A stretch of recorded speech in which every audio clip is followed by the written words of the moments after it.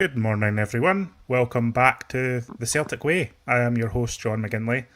I'm joined by Ryan McGinley. I'm standing for Mr. Hamish Carton, who's on holiday at the moment. He's enjoying a well-earned break at the end of a long season. But the Celtic Way continues, and we're here every morning with you. Already seeing people piling into the chat.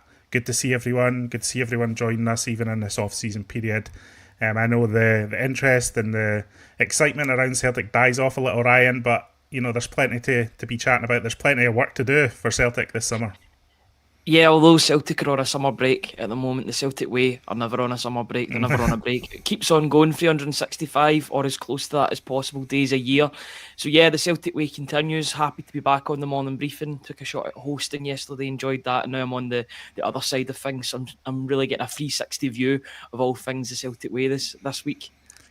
We also have to thank our sponsor, Seneca Medical Group, of course, the number one hair transplantation clinic in the UK, who have clinics in Glasgow, Edinburgh, and Aberdeen. They're our sponsors until the end of the coming season, so we do thank them for their support. It helps the channel, helps the site. Right, we're going to get into a variety of Celtic topics today. There's not much going on news-wise, is there, Ryan? I mean, you've been across news for us over the last few days, but there's nothing jumping out in terms of immediate updates coming out of Celtic. Seems to be the calm before the storm, I would say, with regard to the transfer window at the moment. I think things are just getting put in place. Things are maybe getting discussed behind the scenes before anything major happens. The only real links have been to that young Slovakian player, or Serbian player, and also Harley Mills that plays for Peterborough United, who I did see yesterday. I seen the goal that he scored at Wembley. If that's anything to go by, then you'd be wanting Celtic to be all over him. I'd actually never seen that goal. A stunner against former Celtic coach and Spurs coach Chris Davies's Birmingham City. So looks like a good young player, maybe one to watch in the weeks and months ahead. But right now it seems like the calm before the storm with regard to news, getting everything in place ahead of what should be a busy summer for the club. Yeah, I'm seeing more pictures of the players on holiday on their Instagram stories and Yeah. various Instagram posts than I am in. But that's to be expected. This is that time of year. Brendan Rodgers will also be enjoying a bit of well-earned rest, although I'm sure his phone will be close by for any updates. But we know Brendan Rodgers likes to kind of switch off and recharge. He likes travelling to Spain and all that. So it is a bit of a downtime for Celtic. But as we say, there's plenty ahead. There's plenty of planning to do, and we're going to look a bit at that today. Now, Ryan, we know that the Celtic squad as it stands currently around 29 or 30 first team players. Partly who you determine who would be a first team player and who would be a youth player or a B team player. But there's around 30 by my estimation. We know Brendan Rodgers, likes to have a squad of around 25, a lean, mean squad of around 25 players plus a contingent of youth players. If we're considering that Celtic need to bring in 3 or 4 players at least this season, this summer, then it stands to reason that there could be plenty heading out in the other direction. So I'm going to fire some names at you. Now, some of these are at the club currently, we're at the club all season. Some of them have been out on loan. And we're just going to run through and maybe figure out who might be on the chopping block in terms of leaving. Now, we already know that Greg Taylor is on his way out the door, and likely Jeffrey Schlupp as well. So that's 2 immediately before you bring a left back in. But let's have a look at some of the players who were on loan. So primarily, the players primarily on there was 11 on loan in the second half of last season. But we're not going to look at all of them because some of them are youth players, youth prospects, and that's a different thing. But if you look at the players who are due to come back from loan currently, it's Gustav Lagerbielke, it's Kwon at Hibs, Marco Tilio at Melbourne City, Stephen Welsh, who was at Michelin, and Luis Palma. So, what immediately, if I fire the name Gustav Lagerbielke to you, does he have a Celtic future for you, or is he one of the players that you would expect to see leaving again this summer? I would see him leaving the club, and that's purely down to the fact that Brendan Rodgers is the manager, and I think he's made his mind up about the player. I think he made his mind up pretty quickly. Despite that goal against Feyenoord, he was already out of the team at that point and came back in due to rotation.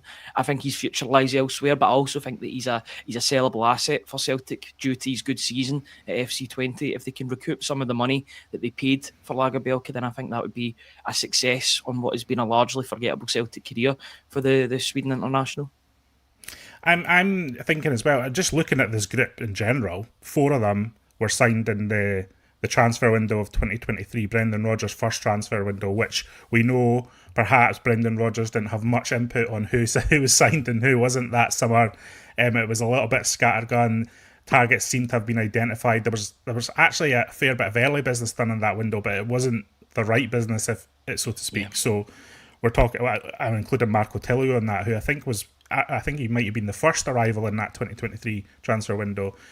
Do you see a future for him? I mean, I'm thinking Marco Tilio is probably going to come back to Europe and try and forge a career for himself again in Europe, but I can't see that being at Celtic personally. The reports last night were suggesting that Melbourne City were interested in bringing the player back on loan for another season, and the decision is up to both Celtic and the player on whether or not that actually happens.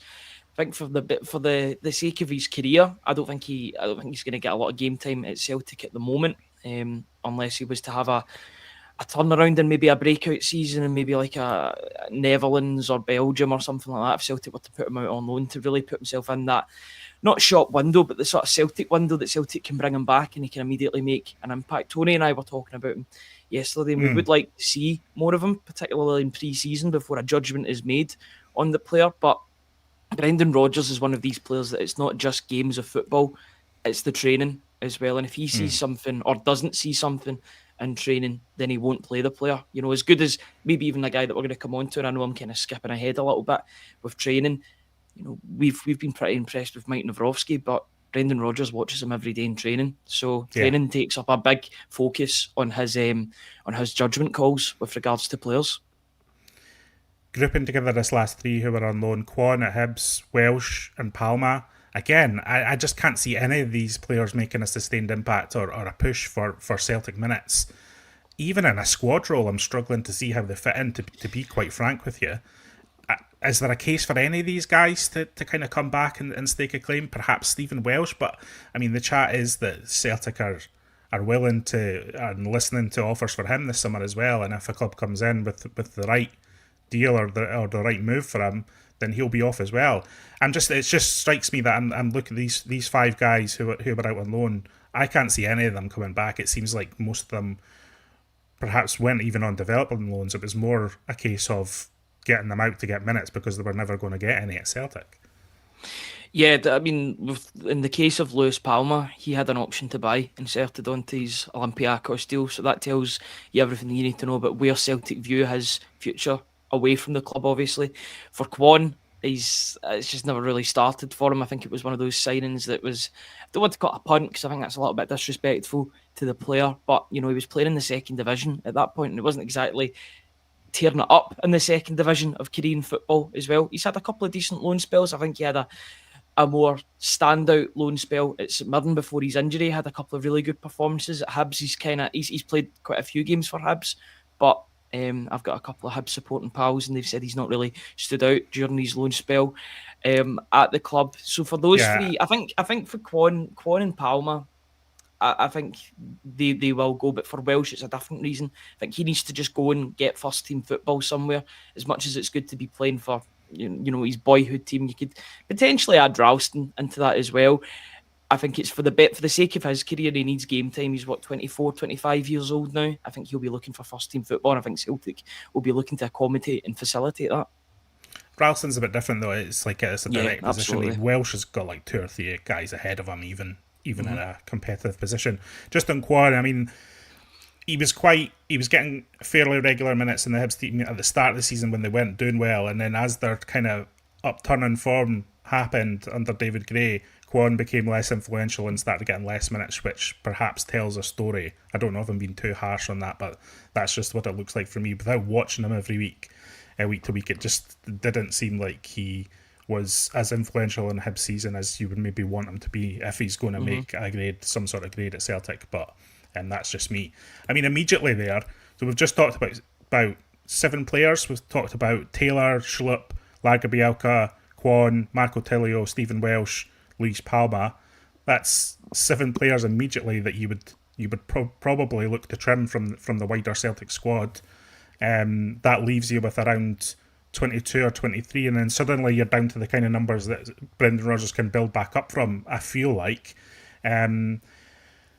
That the difficulty is, though, the reason we're talking about this today, because obviously a lot of people are wondering who's Celtic going to sign, who are we signing, but it's too early in the summer for all that for me. I know sometimes I look online, you look around message boards, you look around Twitter, you can already see a couple of people getting a bit twitchy. It's too early to get twitchy for me, far too early for all that. I see it in some of the comments that we get in the live chat as well.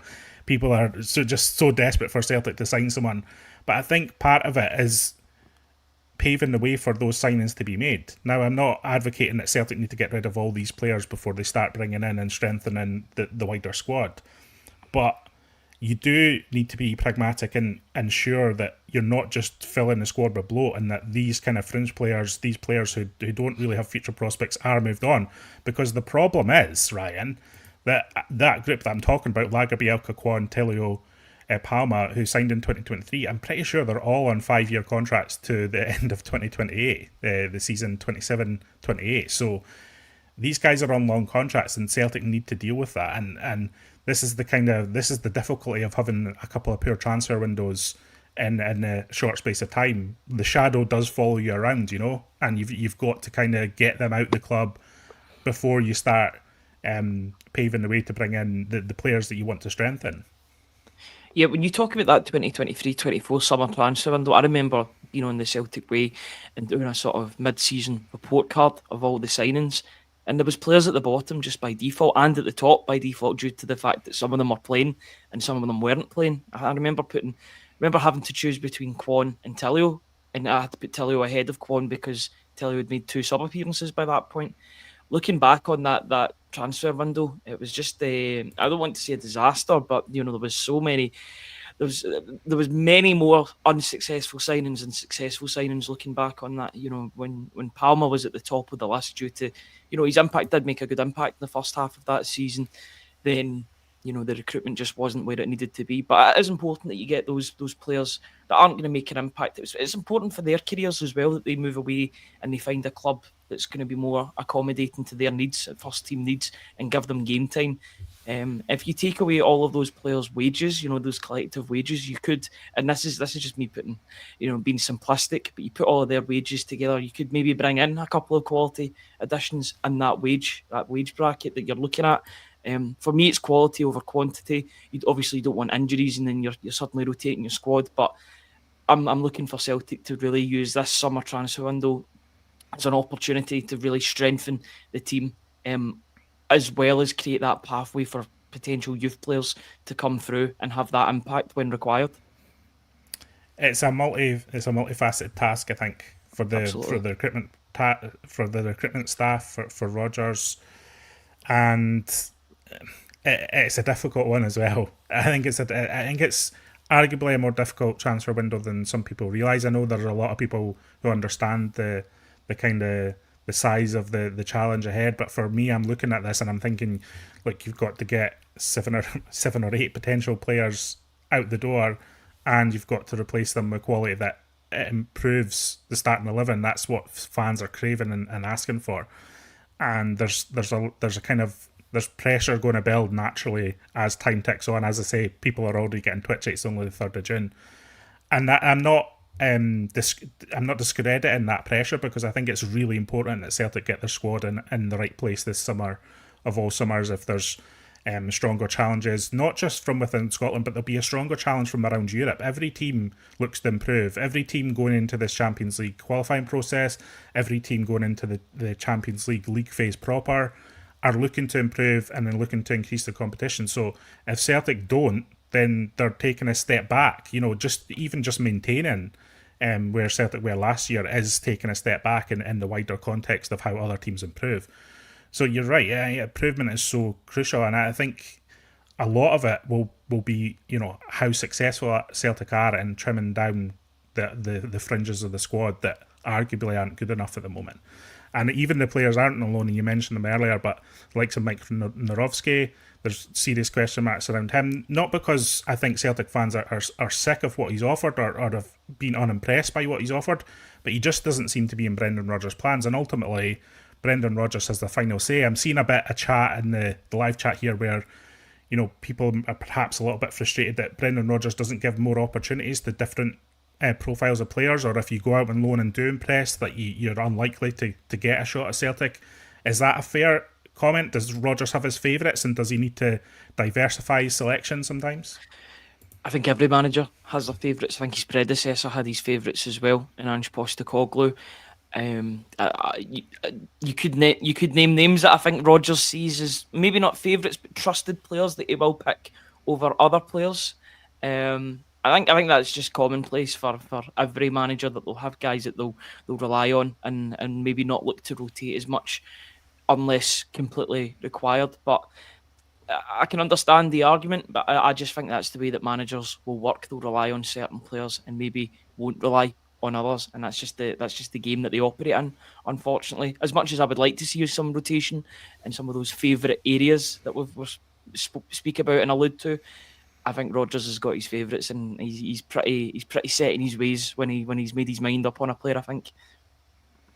And listen, Rodgers has also been clear, and everyone's aware of this. I mean, this isn't a surprise to anyone, but he was quite candid in his assessment that he believes that some of Celtic's best players will leave the club this summer. And just he said that based on his history of how he's gone through his transfer windows, he says it's 100% likely that a couple of Celtic's big players will leave. And if you look at who the contenders are for that, if I say one of Celtic's best players will leave Celtic this summer, who immediately springs to your mind, just as a gut feeling?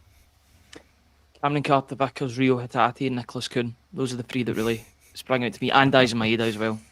Right, so you're just got do you sense that this is going to be a real season, a real summer of transition? Then are you concerned about that? Like the spine of the team is going to just disappear? Those are the players I would be worried about leaving, right. If a big club was to come in. I don't think they'll all leave the club. It's just in terms of those big players. If bids were to come in for them, some are more important than others, I would say, but they're all assets for the club. They're all at a good age in which Celtic could make money on them, especially, as much as it pains me to say it, Cameron Carter-Vickers is on a good contract at the moment. It would have to be a mega deal for Celtic, but he would be the one. I think out of those four players that I've just mentioned, he would be the player that I would be worried most about losing this summer. Just there's a lot of movement in different clubs. We heard the Bayer Leverkusen link a couple of seasons ago. Bayer Leverkusen have just lost Jonathan Tah, who is very much like Cameron Carter-Vickers in the way that he plays, maybe a wee bit taller, but they do have a similar sort of profile, similar, round about the same age as well, and they'll be looking for replacements. Out of those four, if I wasn't going to lose one of them, it would be Cameron Carter-Vickers. I think he's that important to Celtic. So Cameron Carter-Vickers is 27. So, I mean, if we're thinking about if he's ever going to leave Celtic, then this would be a prime summer to do it, both in terms of his value, in terms of his age, in terms of what he might want to achieve. I'm not putting Carter-Vickers' foot out the door by any means, but I've also got the feeling, my gut feeling on Carter-Vickers is I feel like if a team is going to come in with a big bid for him, a big monster bid for him, I feel like it might have happened already. He's been at Celtic for a fair while now. He's been at Celtic. He was obviously had that initial loan period. He's been at Celtic since 2021. So that's a bit longer than some of the players who have ended up going for big money. But then maybe that's kind of what you're getting at as well. Maybe it's time for a new challenge for him personally as well. Of those four players you mentioned, the one that immediately sticks out to me is Rio Hatate. Just as similar as that, he's gone through the cycle at Celtic. He's been here for a few years. He's experienced most of what you would experience as a Celtic player. He's had big nights in Europe. He's won a treble. He's been, he's won more trophies than that even. So he's experienced everything Celtic has to offer as well. So I am looking at those guys who are coming to the end of the cycle. And maybe Brendan Rodgers has been talking about that as well, that you do need to freshen up that kind of 3-4 year, 10-year player from time to time, because the messaging and the motivation can wilt a bit. So maybe this is the summer to pull the trigger on some of this stuff. And just Ryan, should as a Celtic supporter, should we be wary of that, or should we just embrace that? That's just the natural change that happens in football. This is just what happens. Like we've got to acknowledge that good players will leave, and around the 3 or 4 year mark is a good time for elite players to leave. I think if you look at the biggest example of not allowing players to leave that goes right back in Celtic's face, you look at the 2020-21 season when Neil Lennon came out and said there was players that don't want to be at the club that remained at the club, not mentioning any names again, but you see what negative detriment the detriment that has to the team if players don't get allowed to leave and that natural cycle is allowed to happen. I think as Celtic supporters and people covering Celtic as well, I think we're more used to players leaving. We were shocked with Matt O'Reilly leaving to an extent. You know, it was at the end of the window, but we knew that Arne Engels, we knew that Paulo Bernardo was coming back as well. I think it's just part of football at the end of the day, and maybe sometimes Celtic hold on to players maybe even a bit longer than they should in some cases when they could maybe sell a player for a better amount of money. Don't know the full numbers here and there, but I think it's just commonplace in football, to be honest with you, and I think it will just happen more so in football. Brendan Rodgers and his predecessor Ange Postecoglou have talked about your heroes leaving the club. Yeah, They're aware of it. They know the player trading model. As long as the players that are getting brought in are of similar standard or better standard, then I don't think anybody will be complaining about that rotation and transfers. and listen, if you go back to Ange was arguing for arguably a more aggressive approach to that, and Yes. almost just acknowledging that there'll be a higher turnover of players and not waiting to the end of 3 or 4 years and just moving on a player after 1 or 2 seasons, and trying to get them at a peak value or at a peak. And maybe that's what we might start to see with Nicholas Kuhn this summer again. Again, I don't want anyone to perceive this chat as us trying to push Celtic's good players or the top performers last season at the door.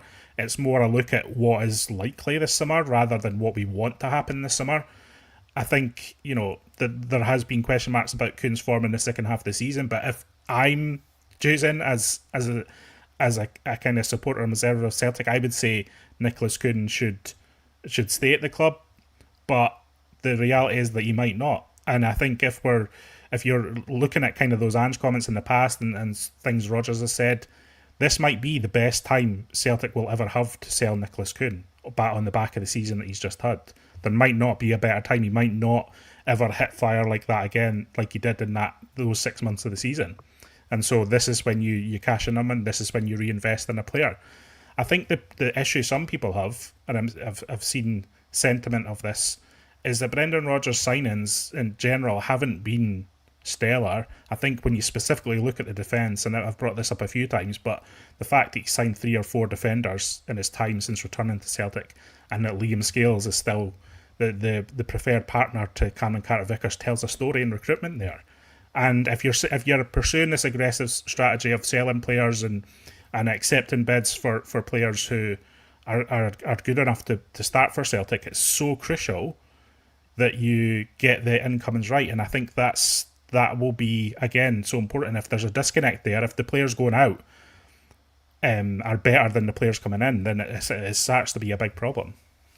Yeah, and I was going to actually make the point before. I'm glad that I stopped halfway through when I was thinking about it in my head when spending a bit more for a centre back, because Celtic did that. They spent £6 million on Austin Trusty, and yet in the crunch games, in the games that really matter against Rangers and against Aberdeen in the Scottish Cup final, Austin Trusty's been on the bench, and it's been Liam Scales. With all due respect, he came from the League of Ireland, and he's done really, really well to carve out a career for himself at Celtic. Had to go away to Aberdeen and learn the Scottish game and get used to and acclimatise to the Scottish game. Came back. I would say he's one of Brendan Rodgers' favourites personally. I think he's a player that Brendan Rodgers can rely on. Maybe just not just for his performances on the park, but maybe his leadership qualities off the park. The fact that he's a good egg in the dressing room as well, by all accounts. He's good at bringing the ball out compared to other players in the Celtic team in the Celtic defence. But I would say that he's one of Brendan Rodgers' favourites, and I just think if Celtic are going to improve at the highest level, and he was one of Celtic's better players in the Champions League this season as well, in some games, particularly at the start of the campaign. Remember against Slovan Bratislava, he won Player of the Match against Bratislava.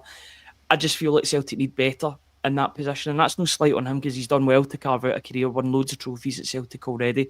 I just think for the elite level and against stronger domestic opponents, which will be the case next season, I think Celtic need better options in that area. And if they're not going to use the assets that they've bought for 6-7 million, then they've got to move them on, because you can't have £6-7 million players sitting on the bench and their value is depreciating because of that. If they're not fancied, then you would want the club to move them on and try and get that money back and bring in assets that are actually going to play the games. One player who we know has left Celtic is Scott Bain. Yep. He's confirmed to have left Celtic. The chat this morning from STV, I think, who's reporting that I'm seeing, is that Scott Bain will join Falkirk on a contract. So that's a good move for him.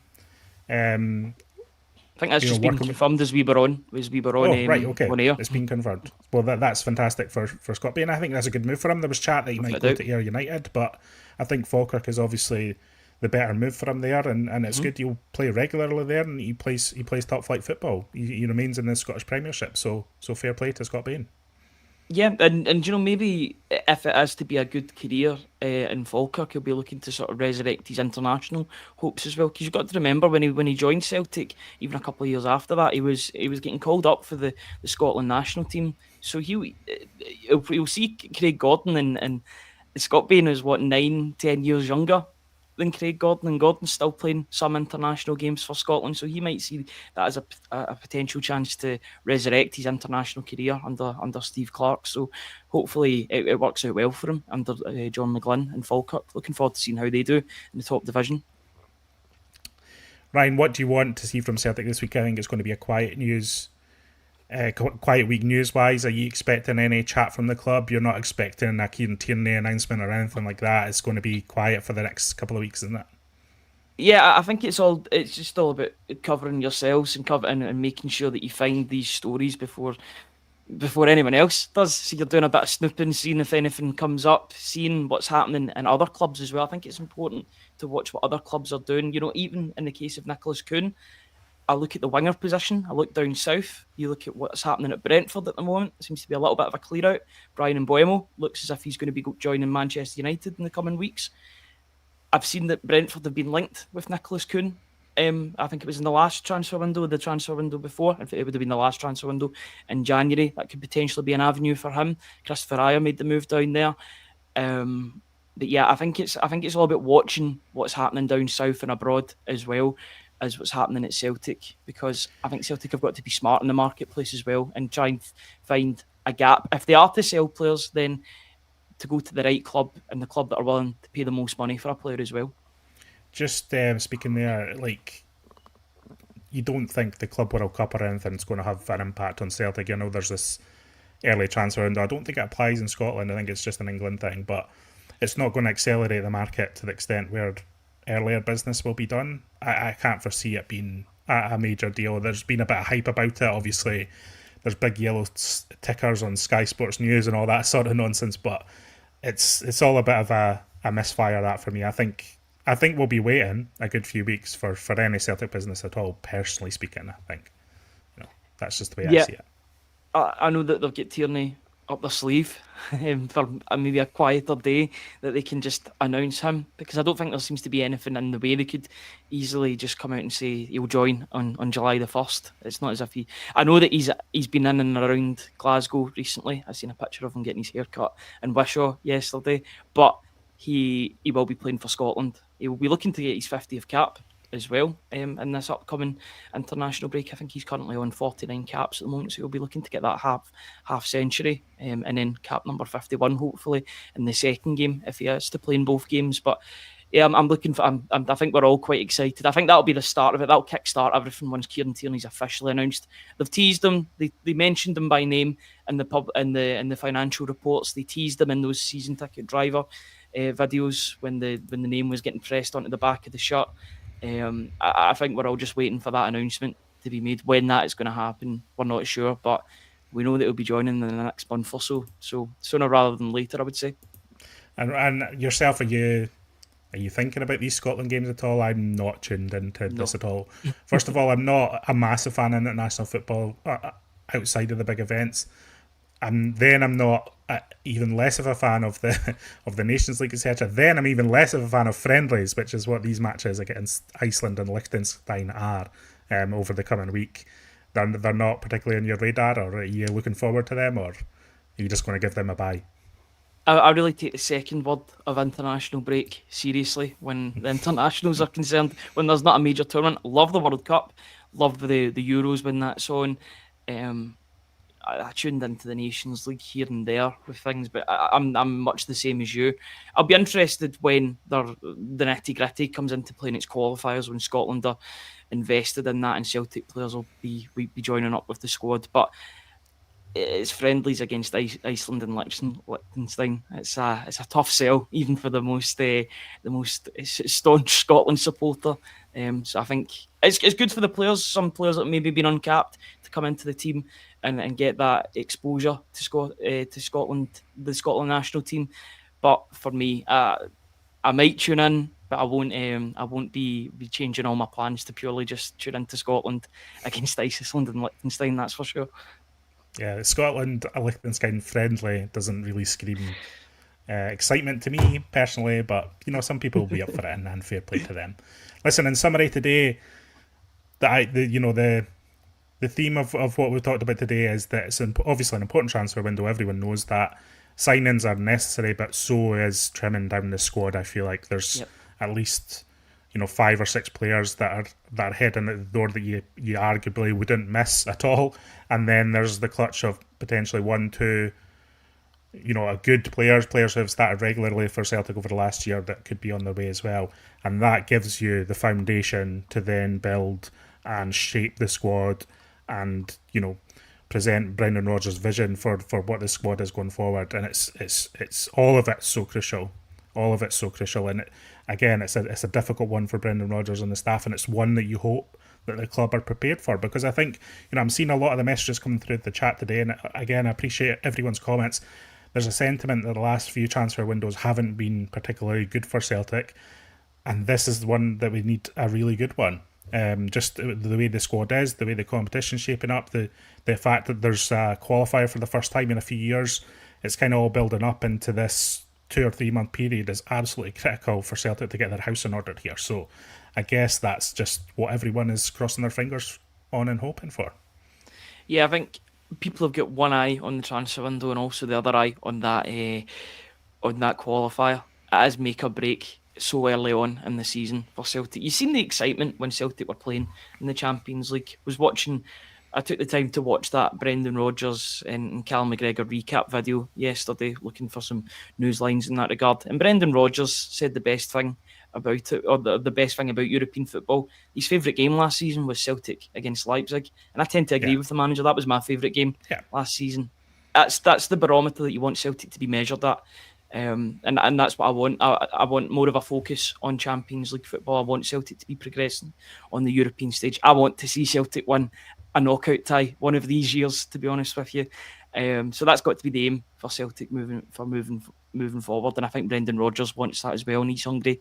He's had a little bit of a taste of it with some good results against the likes of Atalanta, Club Brugge, Slovan Bratislava.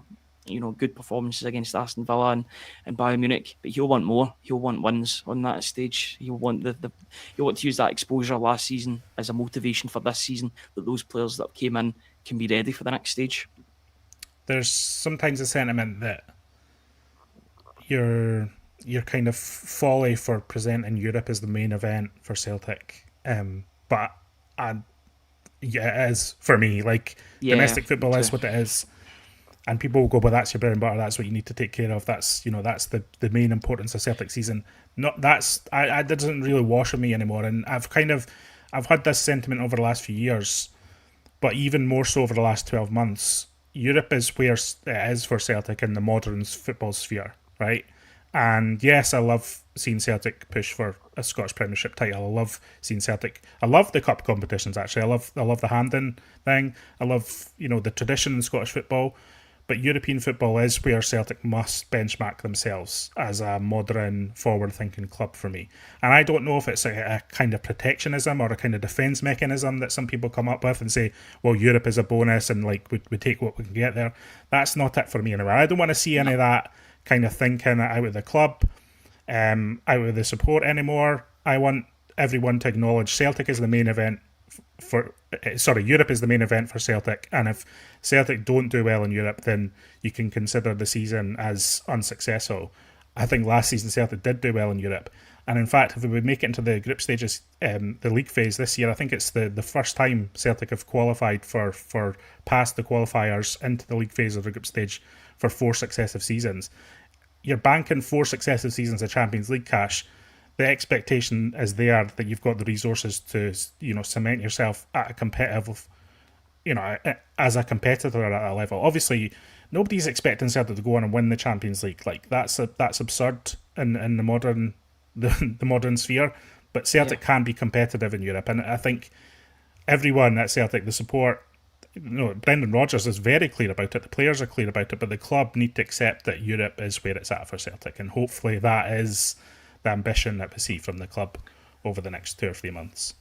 Yeah, and I think the supporters have had a taste for it as well. I remember walking out of Celtic Park after that Leipzig game, and there was a buzz unlike anything I've felt, even after derby games as well. Obviously, there's bragging rights when you beat your rivals, when you beat Rangers at Celtic Park, but there was more buzz coming out of that game because a good team in RB Leipzig came to Celtic Park, and Celtic beat them at their own game in their pressing. They pressed them to death almost. I mean, I remember that second Kuhn goal in particular. I don't think I've ever been prouder of a Celtic team on the European stage than what they were doing to Leipzig that night. It was breathtaking in some aspects, and I want more of that. Covering Celtic, following Celtic. I want to see more of that, both home and away from home. And the only way to do that is by getting through the qualifiers. So I want Celtic to have had the majority of their business done by I know that's wishful thinking potentially, but I want most of the business done before that qualifier so that they're ready. And you want Celtic to be in that position that whoever is drawn against Celtic is worried about that game. You want Celtic to be the bogey team. You want Celtic to be the team that are feared in this qualifying stage, because they can be if they bring in the right resources. I want managers to be pessimistic coming to Celtic Park and saying this is a tall order against a good team managed by a good manager. That's what I want for the start of next season. Hopefully that can transpire. Right, that's it, everyone. We've got Celtic. We're going to storm Europe next season. That's the message from the Celtic way today. In all seriousness, thanks for joining us, everyone. Thanks for joining us in the live chat. If you've got any thoughts on today's show, then also leave a comment below. Get fired into the debate about who you think should go, who you think will go in terms of the bigger players, and where you see Celtic's. What is success for Celtic these days? For me, it's Europe. For other people, it's different. So if you've got thoughts on that, feel free to leave them below the line after the live show. Ryan, thanks for joining us. We'll see you later in the week. Cheers, guys. Okay, thanks everyone. Catch you later. We'll be back tomorrow at the same time.